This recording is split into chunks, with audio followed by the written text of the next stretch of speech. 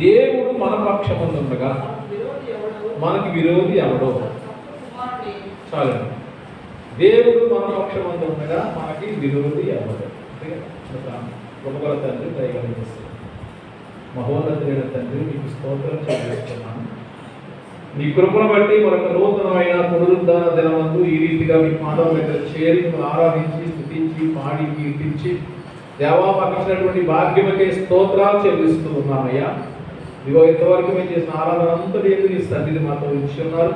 ఇప్పుడు నీ దాసుడిగా నీ పక్షంగా నిలబడుతుండగా తండ్రి నన్ను మరుగుపరిచి నాలో నుంచి నీ స్వరమును వినిపింపజేసి మేము అందరము ఏ విధమైన మాటలు సరి చేసుకుంటామో, ఏ విధమైన మాటలు మమ్మల్ని ఆదరిస్తాయో, ఏ విధమైన మాటల చేత మమ్మల్ని ఊరడిస్తున్నావో ఆ మాటలు నీ దాసుడిగా నా నోట నుంచి నాలో నుంచి మీరు పలికించి మీ నామానికి మహిమ తెచ్చుకోమని, వింటుండగా మాకు వెనక్కి గుర్తించమని, వినగలిగే చెవులు గ్రహించే మనస్సు మాకు అనుగ్రహించి వాక్యం అనుసరించి వాక్యానుసరమైన జీవితాన్ని జీవించి లోకములోను దేవా మీకు సాక్షులుగా, సంఘంలో మీకు సాక్షులుగా, మీకు మంచి ఆరాధకులుగా మమ్మల్ని మార్చి మహిమ పొందమని యేసు నామములో ప్రార్థిస్తున్నాము తండ్రి.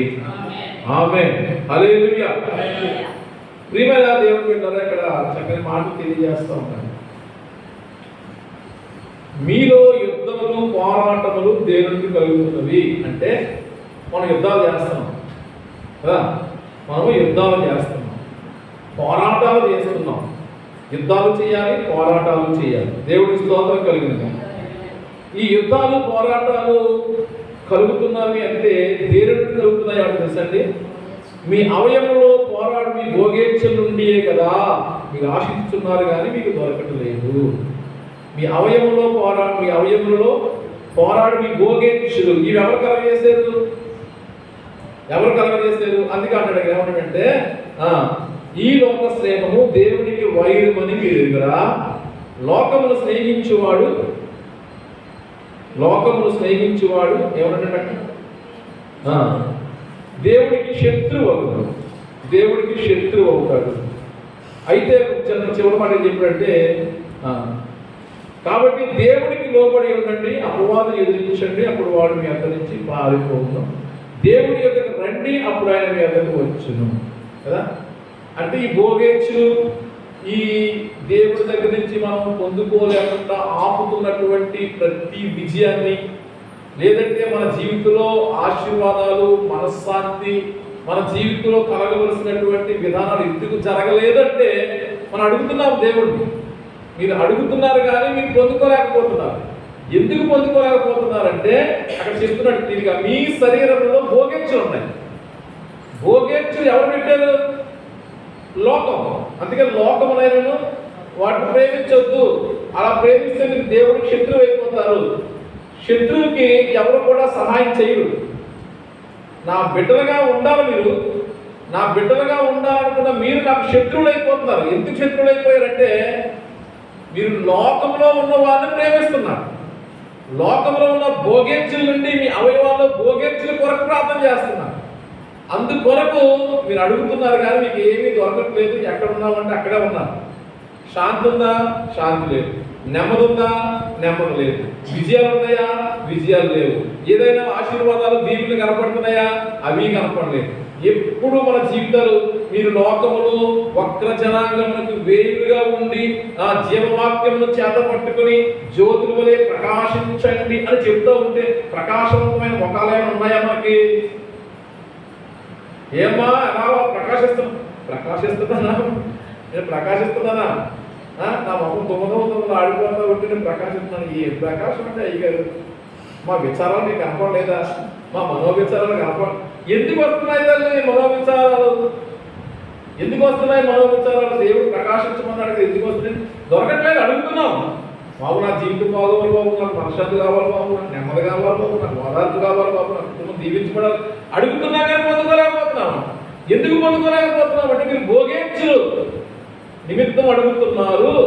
అవి ఎవరు కలగజేశారు? భోగేచ్ఛలు ఎక్కడి నుంచి వచ్చాయి? ఈ లోకం నుంచి వచ్చాయి. ఈ లోకానికి అధికారం ఎవరు? అందుకే ఏమన్నాడు? ముందు నాకు లోబడండి, అప్పుడు అపవాదాన్ని ఎదిరించండి. మీరు నా ఎద్దకు రండి, నేను మీ ఎద్దకు వస్తాను, అప్పుడు అపవాదాన్ని జయించవచ్చు. వాడి ద్వారా వచ్చే అశాంతి, అసమాధానము, చిరాకులు, అప్పులు, బాధలు, కష్టాలు అన్నిటినీ మనం జయించవచ్చు. దేవుడికి స్తోత్రం కలిగింది.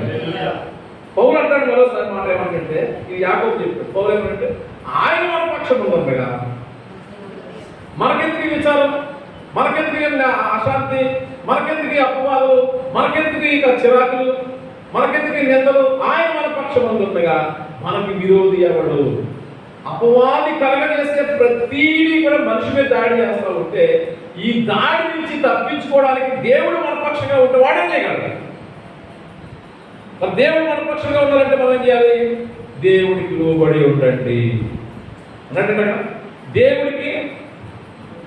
దేవుడికి లోబడి ఉండండి, అపవాదుని ఎదిరించండి, అప్పుడు వాడు పారిపోతాడు.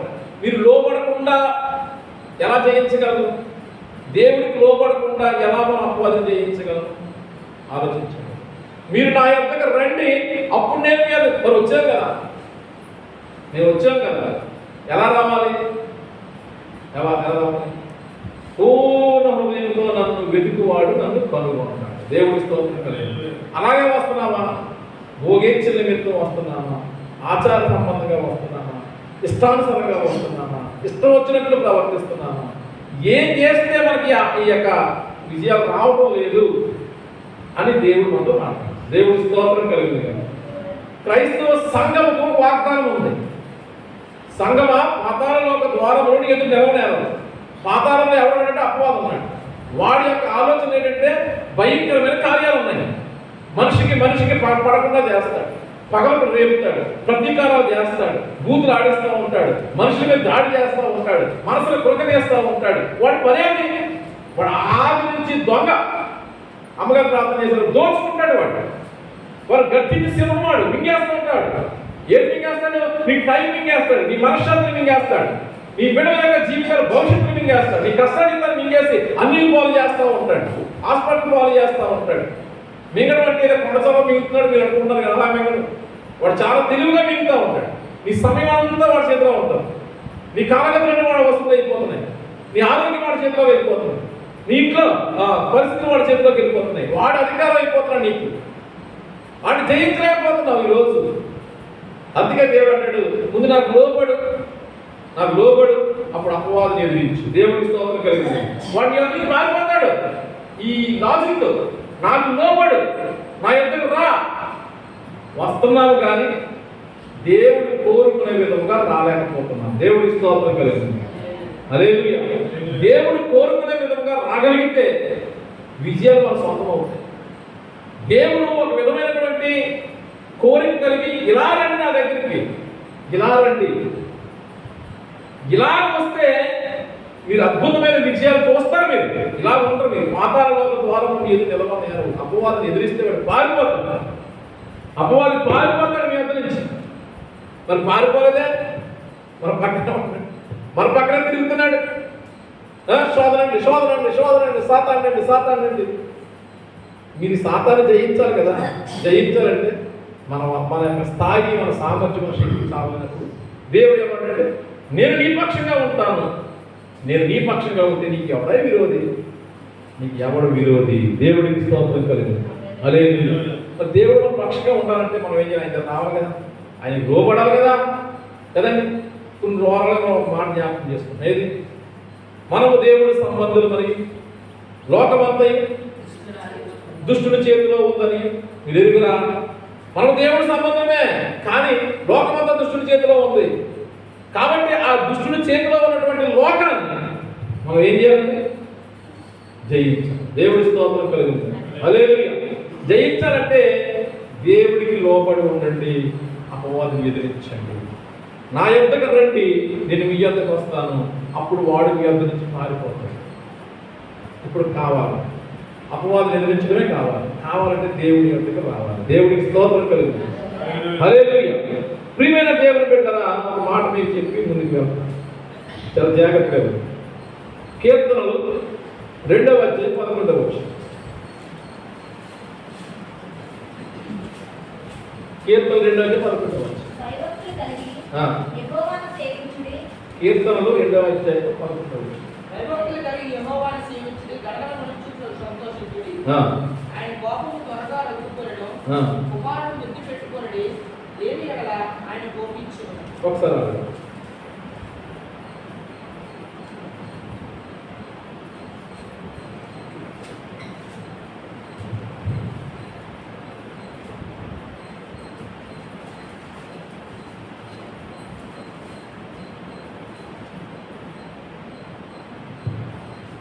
8వ చదువు. కీర్తన నన్ను అడుగుము, జనులు నీకు స్వాచ్ఛముగాను భూమి దిగంతం వరకు సొత్తుగా ఇచ్చేదను. ఇనుప దండంతో వారు నలగొట్టేదవు, కొండను పగలగొట్టినట్టు వాళ్ళు ముక్క చెక్కలుగా నలగొట్టేదవు. దేవుడికి స్తోత్రం కలిగింది.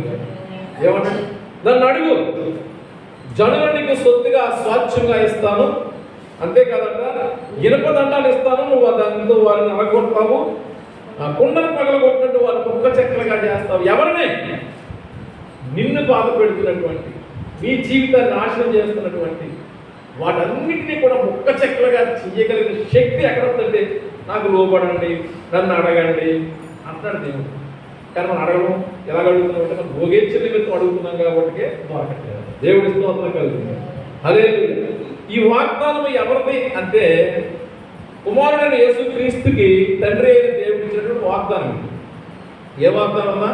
నన్ను అడుగుము, జనులను నీకు స్వాచ్ఛముగాను భూమిని దిగంతం వరకు శుద్ధిగా ఇస్తానని ఈ మాట ప్రవచనాత్మకంగా రాయబడిన మాట ఏంటంటే, కుమారుడైన యేసుక్రీస్తుకి తండ్రి అయిన దేవుడు ఇచ్చినటువంటి వాగ్దానం. దేవుడి స్తోత్రం కలిగింది. హల్లెలూయా. భూమి యుగల సంపూర్ణత ఆయనదే, లోకము దాని నివాసులు ఆయనవే. దేవుడికి స్తోత్రం కలిగింది కాక. ఈ సమస్త సృష్టి అంతా ఆయనది. ఈ సమస్తంలో ఉన్నటువంటి ప్రతీది కూడా దేవుడి చేత సృజించబడింది. ఈ అందరికీ దేవుడు ఏం చేసినట్టే, ఆదాము అనే ఒక వ్యక్తిని సృష్టించి అతనికి అధికారం ఇచ్చాడు. అధికారం ఇచ్చి దీనిని ఏలు అన్నాడు. ఇదంతా నీ స్వాధీనంలో ఉంది, నువ్వు వేలుబడి చెయ్యి, నువ్వు దేని మీద రాజుగా ఉండు, మీ అందరికీ నువ్వు ఏం పేరు పెడితే ఆ పేరే కలుగుతుంది, నువ్వు ఏం చెప్తే అదే చేస్తారు. కాబట్టి సృష్టాంతరం మీద ఆదాము అనే మొదటి మానవుడికి అధికారం ఇచ్చాడు దేవుడు. దేవుడి స్తోత్రం కలిగింది కాక. అధికారం ఇస్తే ఈ ఆదాము ఏం చేశాడంటే, భోగేచ్ఛల నిమిత్తం కదా, అవిధేయత, ఆజ్ఞ అతిక్రమము, దేవుడి మాట వినని కారణంగా ఏం చేయండి, అంతా తీసుకెళ్ళి ఎవరి చేతిలో పెట్టాడు? అపవాది చేతిలో పెట్టాడు. తెలీదా? అపవాది చేతిలో పెట్టాడు కదా. ఆజ్ఞ అతిక్రమమే పాపం చేసినప్పుడు ఆదాము తన అధికారాన్ని కోల్పోయాడు, తన రాజరికాన్ని కోల్పోయాడు, తన ఏలుబడిని కోల్పోయాడు. కోల్పోతే ఇప్పుడు లోక మహిమలన్నీ ఎవరి స్వాధీనంలోకి వచ్చేసాయంటే, దుష్టుడి స్వాధీనంలోకి వచ్చేసాయి. మత్తయి 4వ అధ్యాయం, మత్తయి 4వ అధ్యాయం.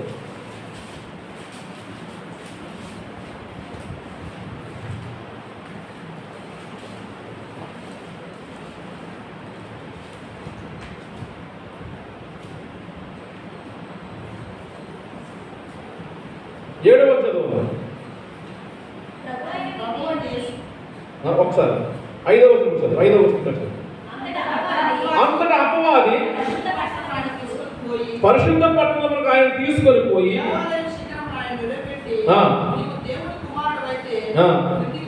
కిందకు దూకుము,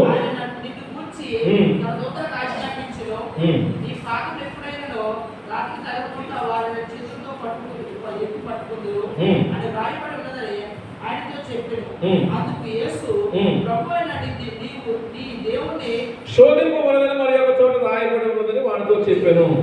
మరణ అపవాది మిగులు ఎత్తైన ఒక కొండ మీద తోడుకొని పోయి, ఈ లోక రాజ్యములన్నింటినీ వాటి మహిమను ఆయనకు చూపి, నీవు నాకు సాగిలిపడి నాకు నమస్కారం చేసిన ఎడల చాలండి. హల్లెలూయా. గమనించండి, లోకము దాని లోక మహిమలన్నీ నీకు ఇస్తాను అని అపవాది చెప్తున్నాడు. లోకాన్ని సృష్టించింది ఎవరు? లోకము దాని సంపూర్ణత ఎవరిది? భూమి యొక్క సంపూర్ణత ఎవరిది? లోక నివాసులని ఎవరు వారు? యేసుక్రీస్తు చెందినవారు. ఆయన సృష్టించుకున్నాడు, ఆయన నిర్మించుకున్న తన ప్రతినిధిగా ఒక వ్యక్తిని, ఆదాము అనే వ్యక్తిని నియమించి నువ్వు ఏలుబడి చెయ్యన్నాడు. ఏలుబడి చెయ్యంటే ఆదాము ఆజ్ఞను అతిక్రమించి దేవుడికి విరోధంగా దేవుడికి వ్యతిరేకంగా ప్రవర్తించిన చేత తన అధికారాన్ని కోల్పోయాడు. ఇప్పుడు అధికారాన్ని కోల్పోతే శత్రువు అయినటువంటి వాడు ఈ రాజ్యాన్ని ఆక్రమించాడు. ఎవరు శత్రువు అంటే అపవాది ఈ రాజ్యాన్ని ఆక్రమించాడు. ఆక్రమించి వాడు పరిపాలిస్తున్నాడు. వాడు పరిపాలిస్తూ ఉంటే వాడు పరిపాలన ఏం జరుగుతుందంటే ఈ భయంకరమైన క్రియలు, సాతాను అంధకార సంబంధమైన క్రియలు, అంధకార సంబంధమైన క్రియలు. కొలస్సీ రాసిన పత్రిక 1వ అధ్యాయం చేయండి. కొలస్సీ రాసిన పత్రిక 1వ అధ్యాయము 18వ చదువు.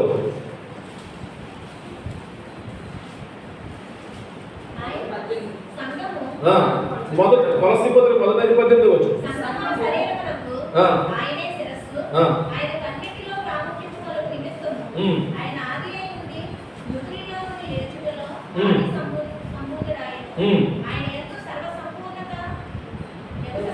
పదమూడు చదువు.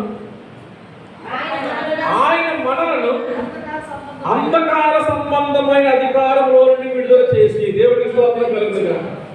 అపవాది చేతిలో ఉన్నటువంటి రాజ్యము వాడి యొక్క క్రియలు ఏంటి? అంధకార సంబంధమైన క్రియలు. అంధకార సంబంధమైన క్రియలు పరిపాలిస్తూ ఉన్నాయి వాడి క్రియలు. ఆ అంధకార సంబంధమైన క్రియలు ఈ రోజు మానవుని యొక్క జీవితానికి పతనం. ఈ భోగేచ్ఛలు, ఈ శరీరాశలు, ఈ జీవ కుటుంబాలు, ఈ కలుగుతున్నటువంటి సుఖాశలు, ఈ యొక్క కలుగుతున్నటువంటి దేవుడికి వ్యతిరేకమైన కార్యాలు, దేవుణ్ణి నిందించే కార్యాలు, దేవుణ్ణి దేవదోషం చేసే కార్యాలు, ఇవన్నీ అపవాది యొక్క క్రియలు ఈ లోకాన్ని ఏలుబడి చేస్తున్నాయి. నిజానికి ఏలుబడి ఆదాముది, అనగా దేవుడి కుమారుడైన ఆదాముది, సంఘానిది. సంఘమా నీ ఎదుట పాతాళ లోక ద్వారం నిలవనేరవు. ఇద్దరు ముగ్గురు ఏకీపించి దేని విప్పుతాను అక్కడ ఆ శక్తి నీకు ఇచ్చానన్నాడు. ఆ బలమైన అభిషేకం నీకు ఇచ్చానన్నాడు. కానీ మనం ఏం చేసామంటే ఆజ్ఞను అతిక్రమించి దేవుడికి వ్యతిరేకంగా జీవించి దేవుడిని విసర్జించడం చేత ఈ అధికారం అంతా తీసుకెళ్ళి వాడి నోట్లో పెట్టి కదా. ఇప్పుడు పరిపాలించవలసిన మనం బానిసైపోయాం. శత్రువైన వాడు లోకాన్ని పరిపాలిస్తా ఉన్నాడు. ఇప్పుడు శత్రువైన చేతిలో ఉన్నటువంటి లోకాన్ని మరలా ఇచ్చి విడిపించి మనకివ్వాలని యేసు ప్రభు వస్తున్నాడు. దేవుడి స్తోత్రం కలుగును. హల్లెలూయా. యేసు ప్రభు ఎందుకు వచ్చాడు లోకానికి? మొదటి యోహాను పత్రిక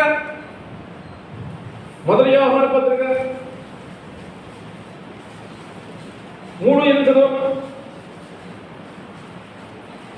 అపవాది మొదట నుండి పాపం చేయుచున్నాడు గనుక పాపం చేయవాడు అపవాది సంబంధి. అపవాది యొక్క క్రియలను లయపరచుటకే దేవుడు కుమారుడు ప్రత్యక్షమాయెను. చాలండి. హల్లెలూయా. ఎందుకు వచ్చాడు యేసయ్య మళ్ళీ ఈ లోకానికి అంటే ఆ అంధకార సంబంధమైన క్రియలను నాశనం చేయడానికి, అంధకార సంబంధమైన క్రియలను నాశనం చేసి మరలా ఆ సౌఖ్యమైన, శ్రేష్టమైన, ఆనందకరమైన, ఆశీర్వాదకరమైన ఆ యొక్క రాజ్యాన్ని, లోకమయమును మరలా మన చేతిలో పెట్టారు. దేవుడి స్తోత్రం కలిగింది. రోమాపత్రిక 16వ అధ్యాయం 20వ వచనం. రోమీయులకు రాసిన పత్రిక సమాధానకర్త యొక్క దేవుడు శీఘ్రంగా చితక తొక్కించును. దేవుడి స్తోత్రం కలుగును గాక. సమాధానకర్త అయిన దేవుడు సాతానుని, అనగా అంధకార సంబంధమైనటువంటి ఈ క్రియల చేత మానవ లోకాన్ని, మానవ జీవితాన్ని పాడు చేస్తున్నటువంటి వాడిని, అసమాధానము, అశాంతిని కలగజేస్తున్న వాడిని, కష్టాజితాన్ని, భయంకరమైనటువంటి అన్యులు పాలైపోయి, హాస్పిటల్ పాలైపోయి, బ్రాండ్ పాలైపోతున్నటువంటి ఈ దుర్గంధమైన పరిస్థితుల నుంచి దేవుని రాజ్యము అనే గొప్ప కార్యము మళ్ళా నీకు ఇవ్వడానికి యేసుక్రీస్తు లోకానికి వచ్చాడు.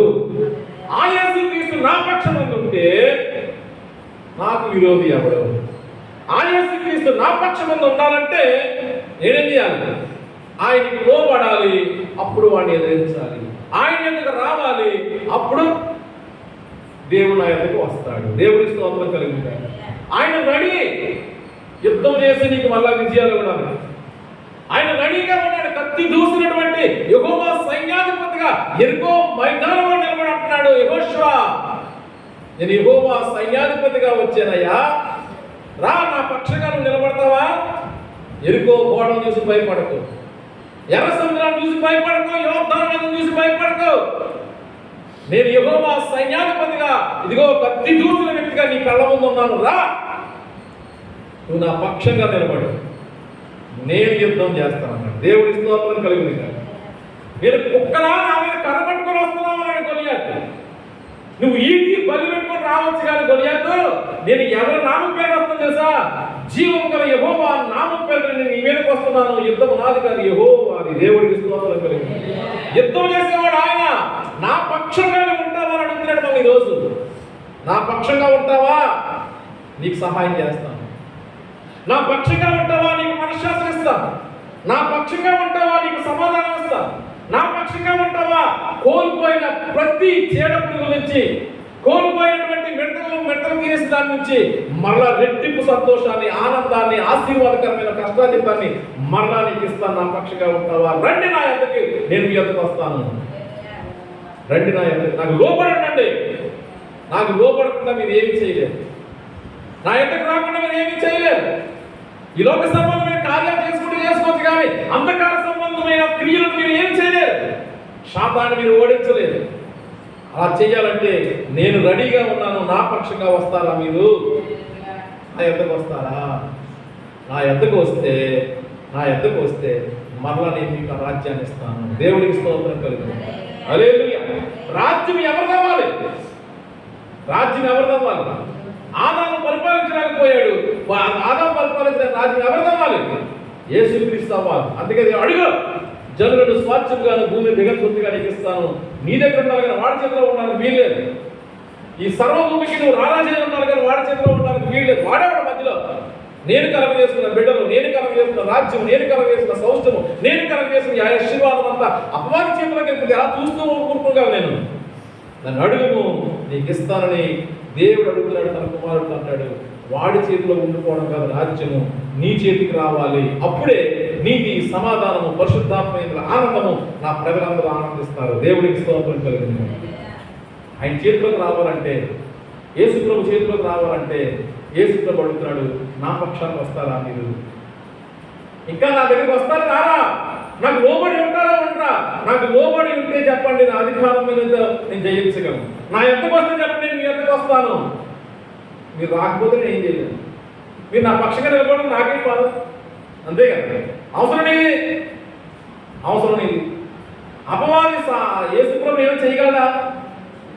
యూద జనులతో అపవాది యేసునేమి చేసెను, సిలువ వేసి జనులంతా తమను పోని చేతురాయే, నీ విశ్వాసము బలమైనచో అంతము ఆనందము. ఏం చేశాడు? సిలువ వేసాడు. సిలువ ఆడేడు పెట్టి, ఇది నా గడియ, ఇది నా ప్రాణం పెట్టాలని నేను అప్పగించుకున్న నా గడియ. నువ్వేవాడు వేయ, నా ప్రాణం పెట్టాలి, నాకు అధికారం ఉంది, ఇది నా గడియ. నా తండ్రి నాకు అనుగ్రహించిన సమయం ఇది. మళ్ళా దాన్ని పెట్టడానికి నాకు అధికారం ఉంది, అన్న పొద్దు కూడా నాకు అధికారం ఉంది. ఏమైనా చేయగలవా? సిగ్గుపడిపోయాడు, తలదించుకొని పారిపోయాడు. చంపేసాను అనుకున్నాడు. శనివారం అంతా దాటాడు.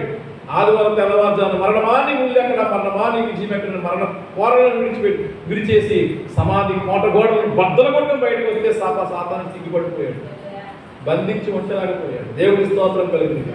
అలాంటి విజయశీలుడైనటువంటి యేసుప్రభు అంటాడు, మరణాన్ని జయించిన వాడిని, సమాధిని జయించిన వాడిని, అపవాదిని శీఘ్రంగా నీ కాళ్ళకి తొక్కించగల సమర్థుడైనటువంటి నేను రెడీగా ఉన్నాను. నా పక్షానికి వస్తావా? నా దగ్గరికి వస్తావా? ఎలా రావాలి? దేవుడికి స్తోత్రం కలిగింది. వస్తాను అంటే ఎలా రావాలో చెప్తాను. అంతే కదా. మీరు వస్తానంటే ఎలా రావాలో చెప్తాను. నేను రామంటే నేను చెప్తాను. రామన్నోకి ఆ రావాలో చెప్పడం చేస్తే కదా. వస్తాను ఒకరు మాట్లాడుతారు. వస్తాను చేద్దాట. దేవుడి స్తోత్రం కలిగింది. రావాలనుకుంటే గమనించండి, దానికి కొన్ని షరతులు ఉంటాయి కదమ్మా, కొన్ని షరతులు ఉంటాయి. జాగ్రత్తగా వినండి. మంగళవారం చెప్పాను, వినవలేదు కదా. దేవుడి స్తోత్రం కలిగింది కదా. ఇప్పుడు తీయండి. మొదటి దినవృత్తాంతాల గ్రంథము 12వ అధ్యాయము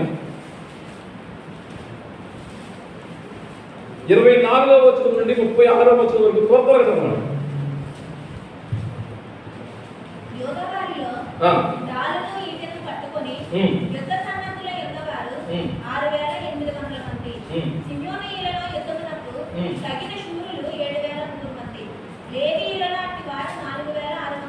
ఉమ్. అహరోను సంతతి వారికి యెహోయోదా ఉమ్.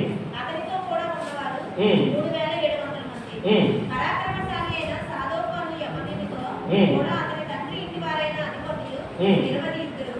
22. సౌలు సంబంధులకు సౌలు సంబంధులకు బెన్యామీలు 3000 మంది. అప్పటి వరకు వారిలో బహుమంది సౌలు ఆ. ఇల్లు కాపాడుచుండిరి. ఆ. తమ పితరుల ఇంటి వారిలో పేరు పొందిన ఆ. పరాక్రమశాలులు ఆ. ఎఫ్రాయిములలో ఎఫ్రాయిములో 20,800 మంది. మనష్షే యొక్క అర్థగోత్రం వారు 18,000 మంది. పేరుగా నియమింపబడిన వారు ఆ. 18,000 మంది. ఆ. ఇస్మాకాయీయులలో ఆ. సమయోచిత జ్ఞానం కలిగి ఆ. ఇశ్రాయేలీయులు చేతదగిన తేదో ఉమ్. దాని నెరిగి ఉన్న అధిపతులు 200. 200 మంది. వీరు గోత్రపు వారందరూ ఆ. వీరి ఆజ్ఞకు బద్ధులై ఉండిరి. ఉమ్. జెబూలీలు వారు సకల విధమైన ఉమ్. యుద్ధాయుధములను ధరించి యుద్ధమునకు మొదలైన వారును ఆ. యుద్ధము నేర్పు గలవారును ఆ. మనస్సునందు కొరకు లేకుండా యుద్ధము చేయగలవారును ఆ. 50,000 మంది. నఫ్తాలీయులలో ఈ మంది నఫ్తాలీయులు వారితో కూడా డాలును ఇటుకు పట్టుకొని ఉమ్. వారు 37,000 మంది. ఆ. దానియేలులో ఉమ్. యుద్ధ సన్నద్ధులైన వారు 28,600 600 మంది. అశ్షూరీయులలో యుద్ధపు నేర్పు గల ఆ. యుద్ధ సన్నద్ధులు 40,000 మంది. చాలు. ప్రియమైన గమనించండి, మొదటి సమూయేలు రాసిన గ్రంథము 8వ అధ్యాయము 5వ వచనం. రామాలో ఉమ్. సమూయేలు నాతో వచ్చి ఆ. చిత్తగించుము నీ వృద్ధుడు ఆ. నీ కుమారుడు నీ కుమారులు నీ ప్రవర్తన బట్టి ఉమ్. నీ ప్రవర్తన గలవారు కారు నీ వంటి ప్రవర్తన గలవారు కాదు గనుక సకల జనులు ఆ. మర్యాద చొప్పున నాకు ఉమ్. ఒక రాజును నియమింపుము, ఒక రాజును నియమింపుము. ఒక న్యాయము ఆ. తీర్చినట్టు అతనితో అడిగి 8వ అధ్యాయం 10వ వచనం చదువు. సమూయేలు తనకు రాజును అడిగిన ఆ. జనులకు యెహోవా మాటలన్నీ వినిపించి చెప్పెను. ఇలాగ చెప్పాను, మిమ్మల్ని మిమ్మల్ని ఏలబోవు రాజు ఎత్తివాడనుగా ఆ. అతడు మీ కుమారులను పట్టుకొని ఆ. తన రథములను తోలుటకు ఉమ్. తన గుర్రములను కాపాడుటకును ఉమ్. వారిని ఉంచుకొనును. చాలండి. హల్లెలూయా. ఆ ఇష్టంతో చదవద్దు ఇప్పుడు. అలాగే మొదటి సమయంలో 12 వస్తుంది. సమూయేలు యెహోవాను వేడుకొనుటప్పుడు ఆ. యెహోవా ఆ దినమున ఉరుములను వర్షము పంపగా ఉమ్. జనులందరూ యెహోవాకు ఉమ్. సమూయేలుకు బహుగా భయపడి ఉమ్. సమూయేలుతో ఇట్లనిది ఉమ్. రాజును నియమించమని రాజును నియమించమని అడుగుట చేత ఆ పాపములన్నిటికీ మించిన కీడు ఆ. మేము చేసినవి కాబట్టి ఆ. మేము మరణము కాకుండా ఆ. నీ దాసులమైన మా కొరకు నీ దేవుడైన యెహోవాను ప్రార్థించుచున్నాము. చాలండి. హల్లెలూయా. గమనించండి ప్రియ దేవుని బిడ్డలారా, నేను రెడీగా ఉన్నాను మీ పక్షంగా నిలబడటానికి. మీరు రెడీగా ఉంటే నా పక్షానికి వస్తే, నాకు లోబడి ఉంటే నేను మీ ఎద్దకు వస్తాను. అంధకార సంబంధమైన ప్రతి క్రియలు లయపరిచి మీకు సమాధానాన్ని, నెమ్మదిని, మనశ్శాంతిని, ఆశీర్వాదాన్ని ఇస్తాను అని యేసుప్రభువు చెప్పాడు. దేవుడి స్తోత్రం కలుగును గాక. హల్లెలూయా. అసలు ఎందుకు ఇస్తానన్నావయ్యా అంటే, అవి ఉన్నటువంటి ఈ లోకము, అవి ఉన్నటువంటి ఈ సామ్రాజ్యము అపవాది చేతిలోకి వెళ్ళిపోయింది మానవుని యొక్క అవిధేయత వల్ల. ఇప్పుడు ఆ అపవాది చేతిలో ఉన్నటువంటి రాజ్యము అపవాది చేతిలో ఉండడం దేవుడికి ఎంతమాత్రం ఇష్టం లేక, నా కుమారుడిగా మళ్ళా ఆ రాజ్యాన్ని ఇవ్వాలని దేవుడి యొక్క ఆలోచన. దేవుడి ఆలోచనను బట్టి దేవుడు చెప్తున్నాడు, నేను రాజుగా చేస్తాను. నువ్వు రాజు అంటే వనరు, నేను రాజునే. అయితే రాజుగా చేస్తున్నప్పుడు దేవుడు అంటాడు, రాజుగా ఉన్నటువంటి యేసయ్య ఖడ్గము ధరించి యుద్ధం చేయడానికి రెడీగా ఉన్నాడు. ఏ అపవాదం అయితే మమ్మల్ని బాధిస్తున్నాడో బాధించబడిన వారందరి నుంచి విడిపించి ఆ అపవాదాన్ని మన కాళ్ళ మీద తొక్కించాలని ఆయన ఇష్టపడతా ఉన్నాడు. ఆయన పక్షంగా రమ్మంటున్నాడు. దేవుడి స్తోత్రం కలుగును. హల్లెలూయా.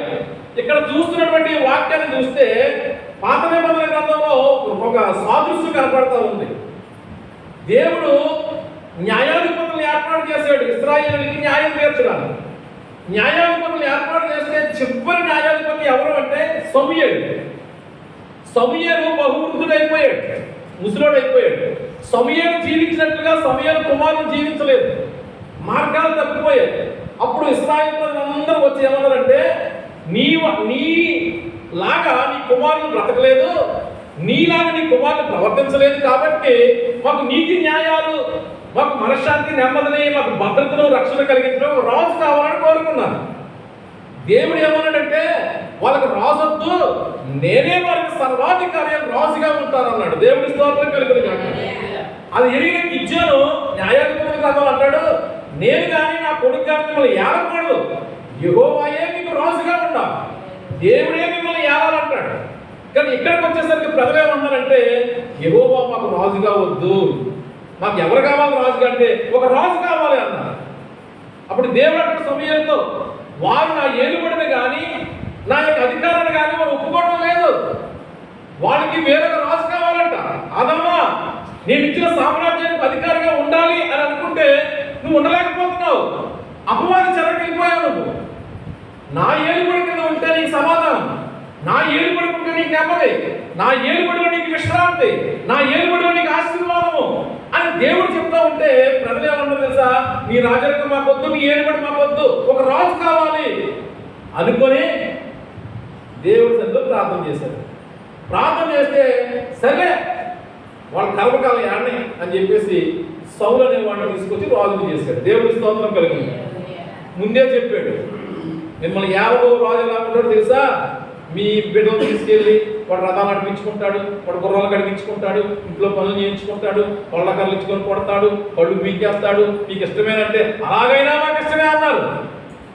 అలాగైనా ఇష్టమే, మందిరంలో కూర్చోడానికి ఇష్టం ఉండదు, 2 గంటల ప్రభుత్వం కూర్చోడానికి ఇష్టం ఉండదు, ఇక్కడ ఏడుకుంటుంది, ఇక్కడ హెచ్చరికలు ఉంటాయి. ఇది వద్దు, బాగు చేసే ఈ హెచ్చరికలు వద్దు, మనకి ఏది కావాలి, యెహోవా వద్దు, యెహోవా వాక్యం వద్దు, నాకు నేను బయటికి వెళ్ళిపోతాను, బయట లోక సంతోషాలు వస్తాను, లోక ఆనందాలు వస్తాను అని ఆనాడు ఇశ్రాయేలు సౌలు కోరుకున్నట్లుగానే ఈనాడు సంఘము లోకంలో ఉన్న అపవాదిని కోరుకుంటా ఉంది. దేవుడి స్తోత్రం కలుగును గాక. హల్లెలూయా. అపవాది చెరలోకి వెళ్ళిపోతున్నారు. వెళ్ళినప్పుడు బాగానే ఉంటుందండి. పాప ఇప్పుడు కూడా స్టార్టింగ్లో చాలా సంతోషాన్ని ఇస్తుంది. మొదటి పెగ్గు తాగితే ఎలా ఉంటుందో తెలుసా, ఆకాశం అంతా మన చేతిలో ఉంటారు. నన్ను ఎవడో జయించలేడురా, నేను ఎవడో తెలుసా, నా ముక్కు మీద సెవెంత ఎక్కింది చూడు అంటే అతడు నేను కోపం కొట్టుకోండి అంట.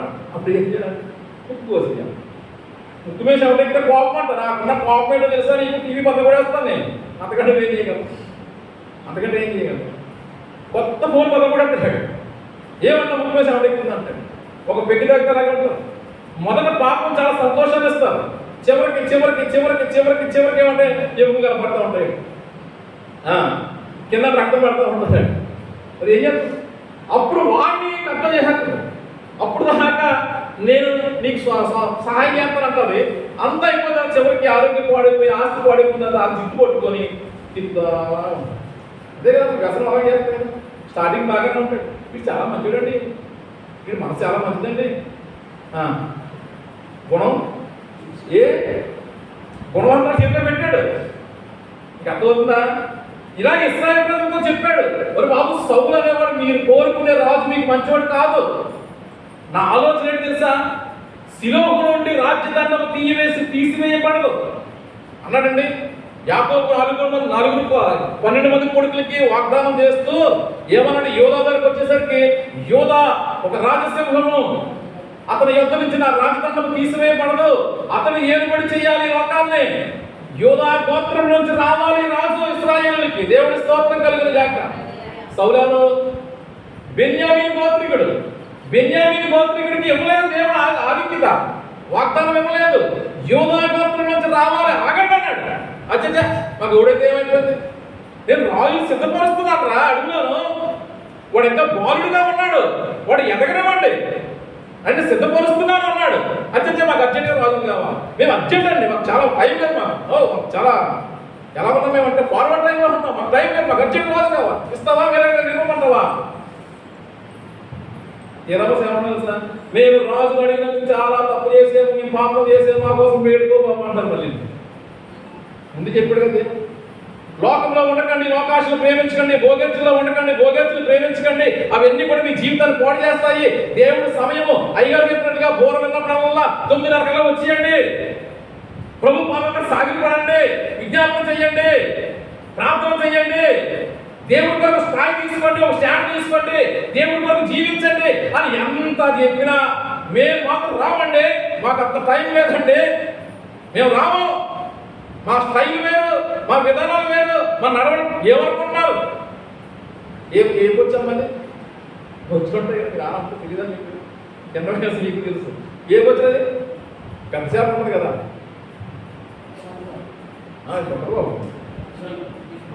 బిగ్ బాస్ బిగ్ బాస్ తెచ్చుకున్నామండి, దాని బుర్ర పేపరు టైం అవుతుంది మరి పక్కన కట్టుకుంటాం.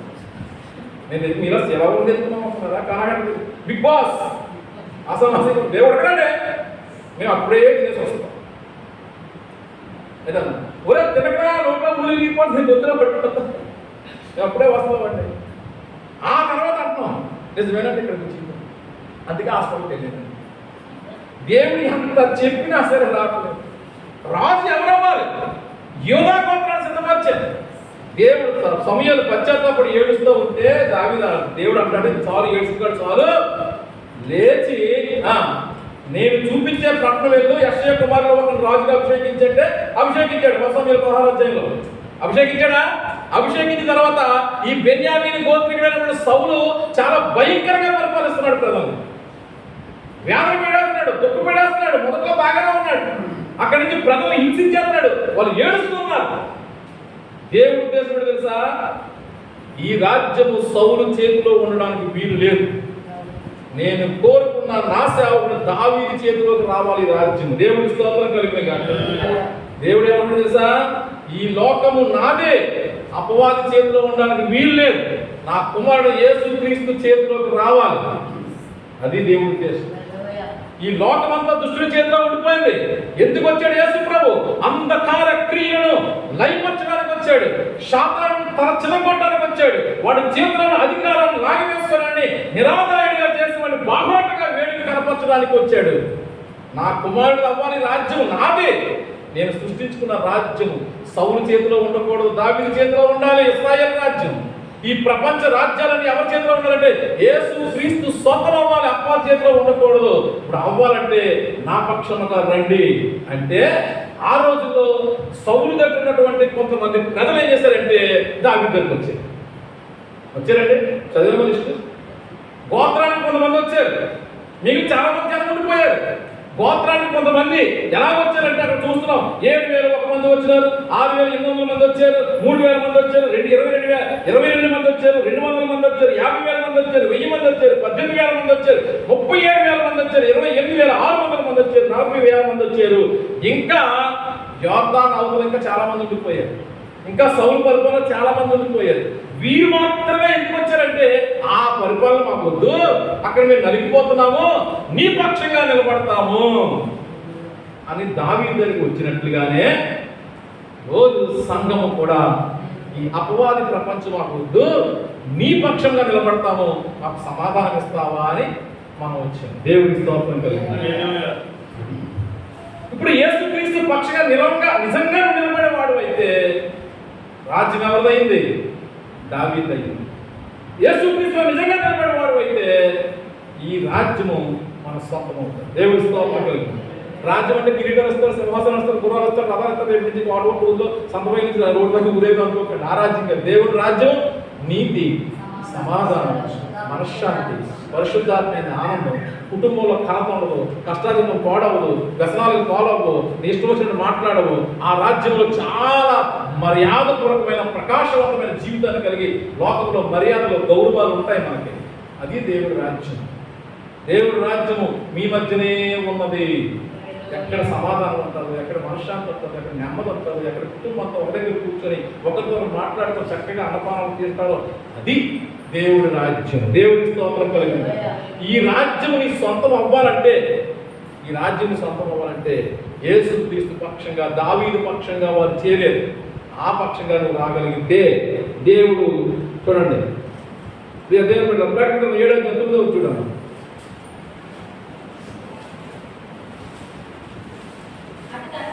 అటు తర్వాత ప్రతి జనములో, ప్రతి వంశములో, ప్రజల్లో నుండి ఎవడను లెక్కింపజాలనంత. హల్లెలూయా. దావీదు పక్షంగా చేరడానికి ఇశ్రాయేలు గోత్రంలో 12 గోత్రాల వారు కొద్దిమంది వచ్చారు. యేసుక్రీస్తు అంటాడు, నా రాజ్యానికి నా పక్షంగా రావాలంటే ఆయా భాషలు మాట్లాడేవారు, ఆయా ప్రజల్లో ఉన్నవారు, ఆయా వంశాల్లో ఉన్నవారు అందరూ రావాలి. అలాగ వచ్చినప్పుడు దేవుడి పక్షంగా పొందాలి. బట్టి దేవుడు మన పక్షంగా యుద్ధం చేస్తాడు. దేవుడి స్తోత్రం కలిగి అపవాది చెర నుంచి ఈ రాజ్యాన్ని విడిపించి మన సొత్తు చేస్తాడు. అది